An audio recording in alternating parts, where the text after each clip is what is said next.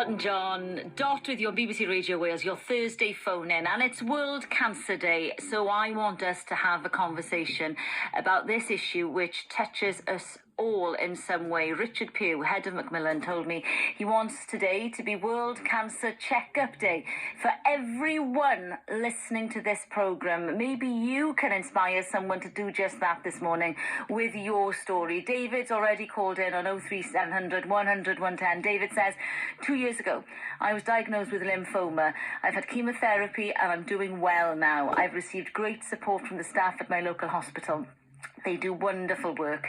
Maybe someone could write a book full of stories telling others about the uplifting, positive and often funny things that happen when patients are cared for. David, that's a great suggestion, and maybe we can hear some of those stories this morning here on your phone. And please call in 03700 100 110. Chris Daniels on the line now in Merthyr. Morning, Chris.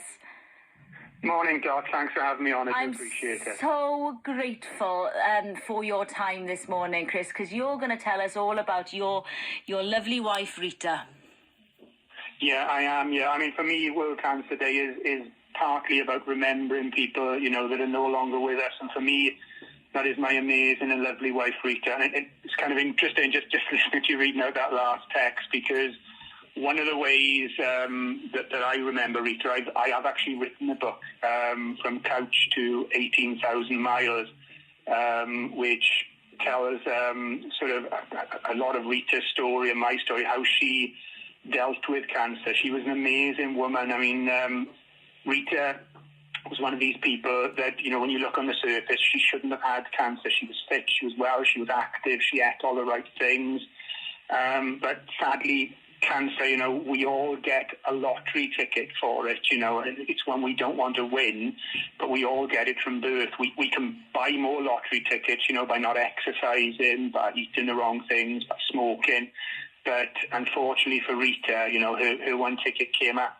And when she was diagnosed with bowel cancer. And we quickly found out it was stage 4 bowel cancer. And Rita was told that it was treatable, but it wasn't curable. And, you know, that is a terrible thing for anybody to have to take on.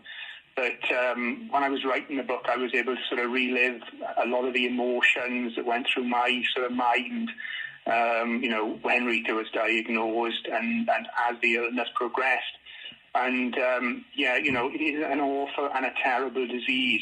But what I was amazed at was how Rita reacted to it. You know, she decided that, you know, this wasn't going to beat her. And more than that, she was determined that she was going to do her bit for, as she put it, that one day no other family would have to suffer in the way that we were suffering at that moment in time. She went on to sort of raise awareness of bowel cancer and cancers in general. She helped others. She mentored people that had the illness, which I thought was absolutely, you know, incredible considering what she was going through. And she became a real advocate and helped raise loads of money for cancer charities, you know, like Bowel Cancer UK, Belindra, and Cancer Research Wales. And she inspired me to take on a challenge of becoming the first person to ride virtually around the world. And I did that after I sadly lost Rita to cancer in 2016. There isn't a day that goes by that I don't think about her. She still inspires me. And now that From Couch to 18,000 Miles is out, I'm hoping that not only I'll be able to remember her, but my family will be able to as well. They'll be able to read the book and they'll be able to understand, even though, you know, Rita isn't there to cuddle them and to coach the grandchildren that she's never met, that they will understand what a wonderful, inspirational, beautiful and loving woman she was. And how even in the most difficult of times, she put other people before herself. And what's really lovely for me is that I never expected other people to look at the book, but you know, people are buying it, and people are giving me such lovely comments back, saying, you know, it's inspirational and that it's helping some people with their grief, and that means a huge amount to me, because that means Rita is still helping people. And for me, that's primarily what World Cancer Day is about. It's about remembering those no longer with us. But on the same, page as that, we also have to think, well, what would these people want us to do now? And, exactly as the caller from Macmillan said, I think they would want people that have got cancer symptoms at this moment in time. And, in a lot of cases, it'll probably turn out not to be cancer, but they would want those people, even in these incredibly difficult times, to seek medical advice. There's a terrible statistic that I've heard from Bowel Cancer UK, which sort of says that people whose treatment for cancer is delayed by even 1 month can increase their risk of dying by 6 to 13%.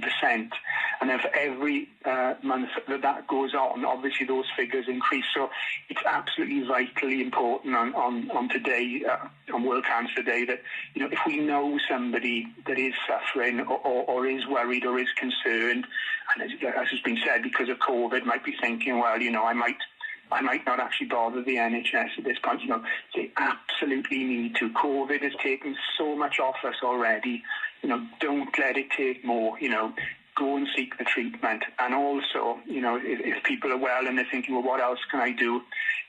Help these cancer charities, help Bowel Cancer UK, help Velindre, help Cancer Research Wales, help a cancer charity that's important to you, because they're all suffering at the moment and they really, really need our help as well. Chris, what an inspiration, and no doubt your lovely wife Rita would be so proud of you and everything you're achieving. That book is out now, From Couch to 18,000 Miles. The message loud and clear from Chris. World Cancer Day is about remembering, yes, his lovely wife Rita and everything she represented, but also it's an appeal to you. Go and seek treatment if you're at all concerned. It's your story this morning. A reminder that if you